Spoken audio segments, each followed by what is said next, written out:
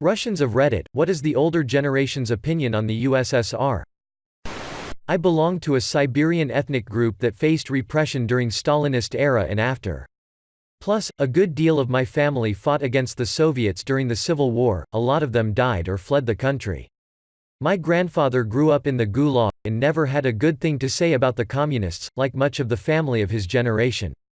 He was branded son of the enemy of the state his whole life and always had difficulties living in the Soviet state.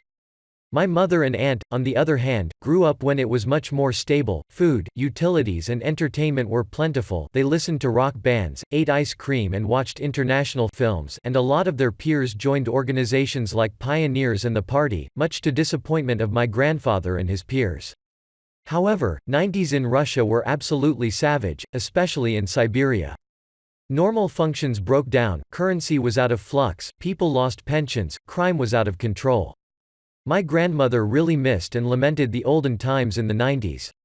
Even though it wasn't as free, there was security, certainty and overall hopefulness.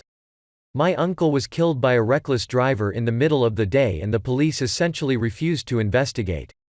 Grandparents' dacha was vandalized and burglarized so many times without any concern from authorities, that my mild-mannered, university professor grandfather decided to guard it himself with a shotgun and ended up getting one of the guys.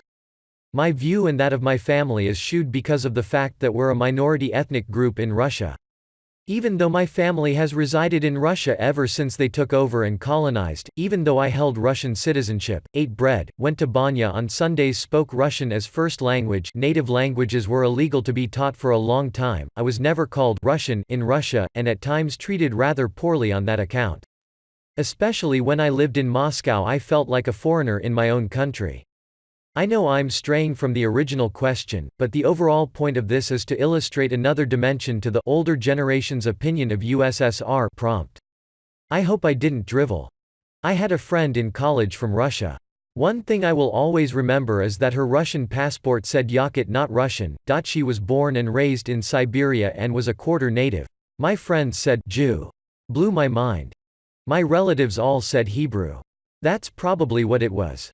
It wasn't Russian, at any rate. Yevrey, which sounds like Hebrew because they share the same root, is the Russian word for Jew, or someone of Jewish descent.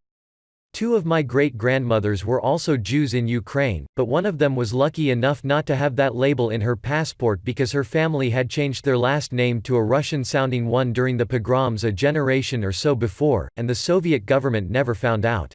Ushanka show on YouTube covers life in the USSR. He was born in USSR Ukraine and now lives in the USA. He has an episode about this where he talks about older folks' opinion versus the younger generation. It's very interesting hearing his humble opinion, which doesn't seem political at all, more of, oh well, a lot of people didn't think leader A was strong so we weren't sad to see him leave. Oh, and the bread from this city was fantastic. When you hear someone like that talk, it really makes you see past the government and laws they lived under. Both my parents were born and raised in Kazakhstan. My dad's side fled to Germany some time before the collapse, but my mum's side only had the opportunity during the collapse. She only recently told me that when everything started going to shit and all of the smaller countries decided they wanted to become independent states, the Russian government basically dropped the shared currency and introduced their new currency from basically one day to the next.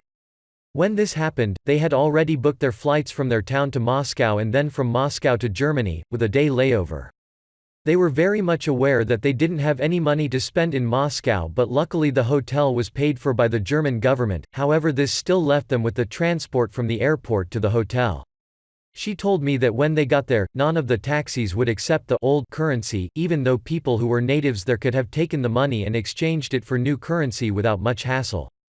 They finally found a taxi driver who took them to the hotel and accepted their money, but she also said that he was very tense the whole time because apparently most airport taxis back then were controlled by the mob. Mum told me that before the collapse the USSR wasn't so bad, if you played your part. Dad's side of the family are, for the most part, still very nostalgic about the good old times when everyone had a stable job and a simpler life. But I also have to mention that my mum lived in a bigger city in the north close to the Russian border, and had thus access to more amenities and more importantly information, while my dad grew up on a farm in a small village in the far south and his family were largely self-sustaining. Born after the fall of the USSR, but both my parents grew up and lived in it. My grandmother was in the siege of Leningrad, and is still alive. There isn't much I can say, but my grandmother says it was overall a tougher time to live, however it felt more secure than now, and much more secure than right after the fall. The 90s in Russia were a mess and a half, where there basically was no functioning government or police. My parents themselves say that the 90s were so scary that they wonder if that was better during USSR times. Edit, grammar and spelling. As you can expect, English is not my first language. Another quick edit, woke up to an insane amount of upvotes and my first ever awards, so thanks kind internet friends. I am born in USSR in the late 70s. Good way to describe it, it's like a big corporation. It gives you housing, lunches, etc., you work for it. You aren't really supposed to do your own business, because you already work for the corporation. If you do something wrong, others are supposed to give you feedback. Everyone says they are super enthused about the corporation's profits, but in reality they really don't. Also a lot of people steal. Because who cares, it's some faceless big business, you are not hurting anyone. On the other hand, it's a stable job.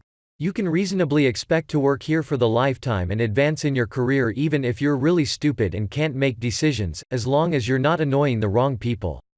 In fact, it was a pretty sweet deal for regular people who don't really want to put in too much effort. Just do at least some job, and you're all set. Now, a lot of people are pretty butthurt about USSR, many of them rightly so. My family was like not an elite, but it was a working class family where everyone just did their job. It was a pretty shitty family by today's standards, but it wasn't a bad setting for it. Like, we had free housing, free medicine, free education, everyone was pretty happy.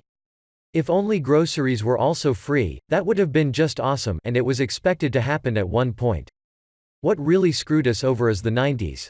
Those were fucking horrible. May I ask, how was it like for disabled people?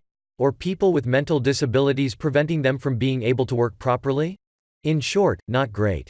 Basically anyone who couldn't work was like, a burden to society. I'm not speaking from data, just from how people viewed it. There were in fact social benefits for them. But a lot of people cheated and got fake disability papers to collect those, which wasn't cool. Also it's important to mention that older people, my grandfather's generation, lived in post-World War II times and were used to actual poverty, the one where you don't have food. So they were in the mindset of, okay, let's say we feed this guy, then do we have enough food left for our children? P.S. But yes, free stuff was guaranteed just because you're a citizen, not because you work. You seem like a really cool guy. Thanks for the insight. So better than China at least. China is if you took the worst parts of capitalism and combined it with a wealthy stable oligarchy. China is state capitalist with an unhealthy dose of fascism.